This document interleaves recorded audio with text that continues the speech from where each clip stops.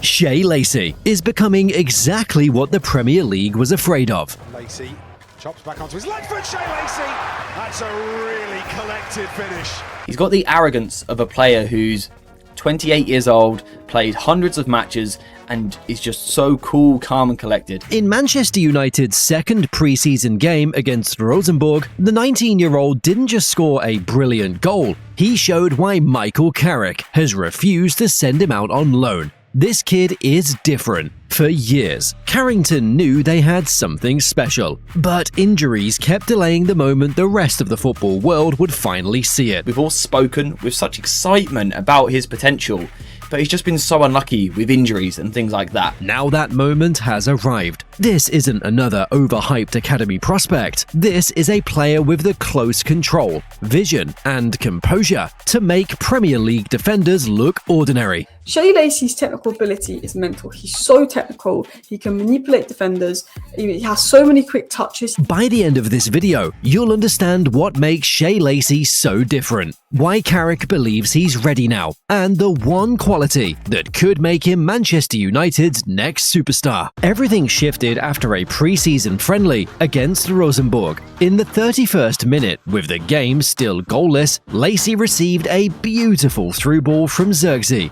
cut it onto his left foot, and finished with the composure of someone twice his age. It was an unbothered finish, curled into the far corner with the kind of calm you don't teach. That's not something a coach can drill into a player through repetition. Either you have it at 18 or you don't, and Carrick watched that goal knowing exactly what he was looking at. A few months earlier, the Premier League got its own preview. United were drawing with Burnley, hunting for a winner, when Lacey came on with minutes left and barely touched the ball twice. Both touches ended in shots, one curled just over, the other smashed off the crossbar, with the goalkeeper completely beaten. Very unlucky against Burnley, does really well and could have had an amazing winning goal. Almost fantastic. 2 attempts from an 18-year-old with almost no senior experience, both nearly deciding a Premier League match. That's not a highlight reel moment, that's a pattern. To what level is anybody's guess, but there is absolutely a Premier League level player in there. Because this isn't the first time it's happened. Lacey has been doing this since he was 15, scoring the same type of goal against Wolves in the academy, then repeating it for England's youth teams against Portugal and Spain. Every time the level goes up, he produces the same shot, the same finish, the same nerve. The finish is so nonchalant, so effortless. He just bends the ball into the far corner like it's something that he does every week. Coaches inside Carrington have watched this pattern for years. The Premier League only just found out about it. Now look at what Lacey is actually walking into. Bryan Mbeumo started last season brilliantly. Right, left centre, finds Mbeumo in the area. Bryan Mbeumo scores! Then dropped off hard after the Africa Cup of Nations. Amad Diallo has been inconsistent, in and out of form, never quite nailing down the right side for good. Bruno Fernandes isn't moving from the number 10 role, so that's not open. But Mbeumo and Amad, neither is untouchable right now, and that gap is exactly where Lacey fits. Certainly United have got more options now because with Mbeumo and Amad back from the AFCON, which I think we didn't have at the time, he was getting more minutes. That's a massive bonus for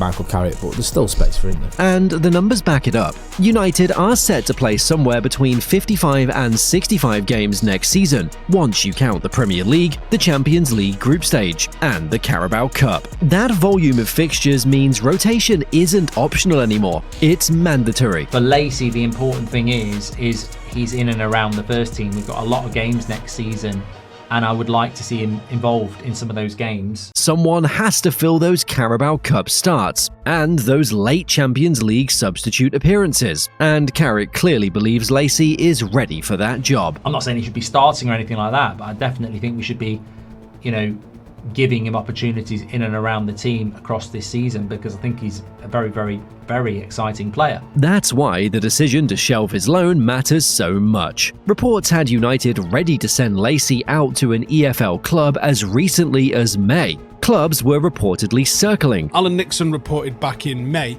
that United were ready to send him out, with several EFL clubs knocking, and I'm sure they were, because the talent, he would be sensational, I think, in the EFL. Then Carrick reversed course completely, choosing to keep him around the first team squad instead. That's not a small call. That's Carrick looking at everything he's seen in training and in preseason and deciding the wait is finally over. But to understand why Carrick trusts him this much, you have to go back to where this story actually started. Not at Carrington, and not in a Manchester United shirt at all. It started a few miles down the road, from Anfield. Shea Lacey was born in Liverpool, into a Liverpool family, surrounded by people who supported the club United fans are raised to despise. His older brother, Paddy, had already lived through the choice Shea would eventually face, and Paddy's own path became the warning that shaped everything. Paddy had talent as a young footballer, but things away from the pitch got in the way, and his career never reached where it should have.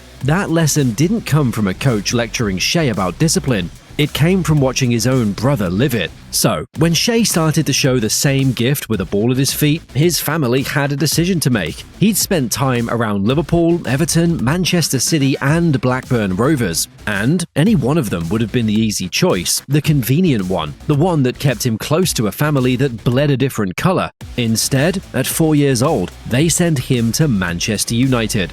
That wasn't about rivalry. His dad had watched what happened to Paddy, and he believed United's academy would protect Shea's ability instead of coaching it out of him. A lot of academies at that age start simplifying everything, telling kids to pass earlier, take fewer risks, stop trying tricks that might lose the ball. Shea's dad wanted the opposite. He wanted a club that would let his son keep the part of his game that made him different in the first place. And that part was already showing up before he even joined. At 3 years old, Lacey wasn't kicking the ball forward and chasing it like every other toddler. He wanted it close to his feet. He was already trying to copy the Elastico, the same trick Ronaldo made famous at Barcelona, years before most kids his age could even tie their own boots. That instinct followed him straight into United's academy, and it exploded into view when he was 15. Playing for the under-18s against Wolves, Lacey picked up the ball outside the box, shifted it onto his left foot, and bent it into the top corner with a finish that looked like it belonged to someone twice his age. No panic,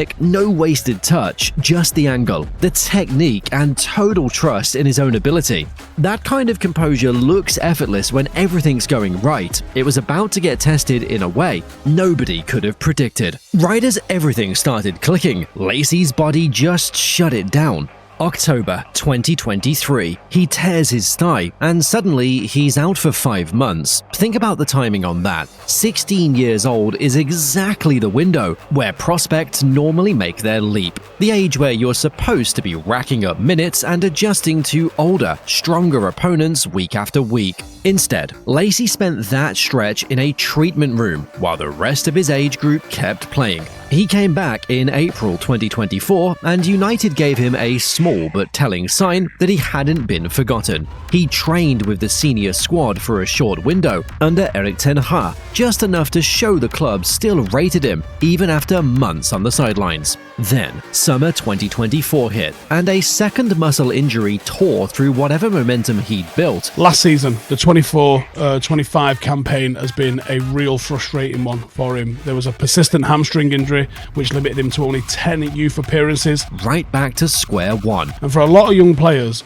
that much of a setback can completely derail momentum for them, shake confidence. His brother, Paddy, later summed up that stretch in 4 words. 14 months of hell. That's not an exaggeration for effect. That's injury, rehab, a brief return, then another setback. Over and over, for well over a year. And it kept going, right before United's pre-season friendly against Leeds in July 2025. Another issue ruled him out again. The timing on that one felt almost cruel, because pre-season is exactly when a young player can force his way into a manager's plans with a handful of good performances. Lacey reached that door and got pulled back from it again. Here's the part that actually matters. Between 16 and 18, most elite prospects are making the jump from academy football straight into first-team involvement. Lacey spent that same window just trying to get his body ready to play academy football again, while others his age were banking senior appearances.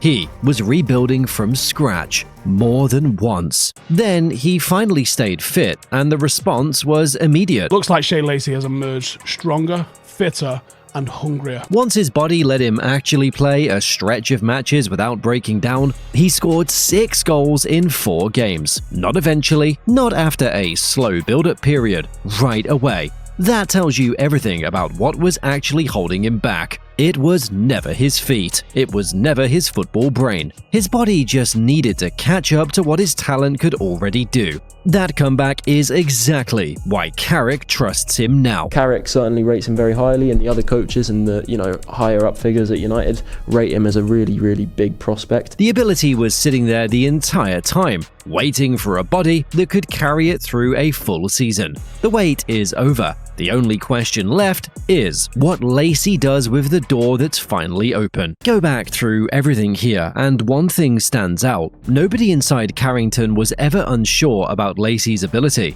The only real question was whether his body would hold up long enough to let people see it. Now it has, at least for a stretch, and that changes everything about how United plan around him. January brings the next test. Carrick's reassessment isn't a formality, it's a real deadline. And Lacey has to prove in Carabao Cup starts and other minutes handed to him that he belongs before the loan conversation gets reopened. Mbeumo could rediscover his best form. Ahmad could settle back into consistency. Either one of those things happening pushes Lacey right back toward the exit United already considered once. But picture him now. Ball at his feet. The defender already beaten before he's made his move. The Premier League still doesn't know what's coming for it.